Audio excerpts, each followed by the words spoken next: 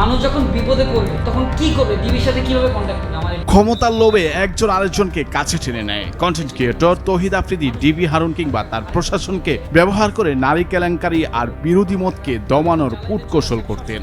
দুজনের হাত ধরেই সংগঠিত হতো অবৈধ সব কার্যকলাপ।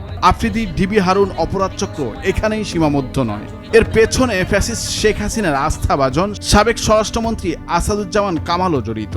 দেশের জন্য কাজ করতেছে, মানুষের জন্য কাজ করতেছে, এটা হচ্ছে আমাদের ফার্স্ট প্রায়োরিটি। বাবার মালিকানাধীন মাই টিভি এবং প্রভাবশালী নেতাদের ছত্রছায়ায় আফ্রিদি গড়ে তোলেন ব্ল্যাকমেইল, নারী নির্যাতন, জমি দখল, চাঁদাবাজি ও গুম খুনের দীর্ঘ অপরাধ সাম্রাজ্য।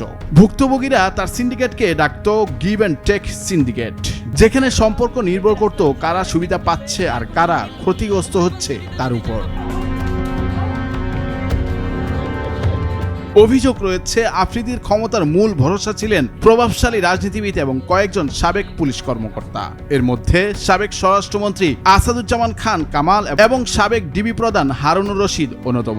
প্রত্যেকবার আসলে চাচার কাছ থেকে জোর করে 500 টাকা নিয়েছে। আফ্রিদি নাকি তাদের সরবরাহ করতেন সুন্দরী নারী আর বিনিময়ে পেতেন আশ্রয় ও প্রভাব। তাদের শেল্টারে বিনা ঝামেলায় চালাতেন মাদক ব্যবসা ও চাঁদাবাজি। ভুক্তভোগীদের অভিযোগ, আফ্রিদির নির্দেশেই ডিবি অফিসে মানুষকে তলব করা হতো, চালানো হতো মানসিক ও শারীরিক নির্যাতন। আমাকে নিয়ে ডিবি অফিস এমন ভাবে পিটাইছে যে আমি 2 মাস ভাই চেয়ারের মধ্যে বসতে পারি না। তদন্ত উঠে এসেছে অন্তত অর্ধশত তরুণীকে বিয়ের প্রতিশ্রুতি বা মডেল বানানোর প্রলোভন দেখিয়ে অনৈতিক কাজে বাধ্য করেছিলেন আফ্রিদি। প্রতারণা, নির্যাতন আর ব্ল্যাকমেইলের শিকার হয়েছেন তারা। সিআইডির হাতে তার জব্দকৃত মোবাইল, ল্যাপটপ ও হার্ড ডিস্কে লুকিয়ে আছে এসব অপরাধের অসংখ্য আলামত।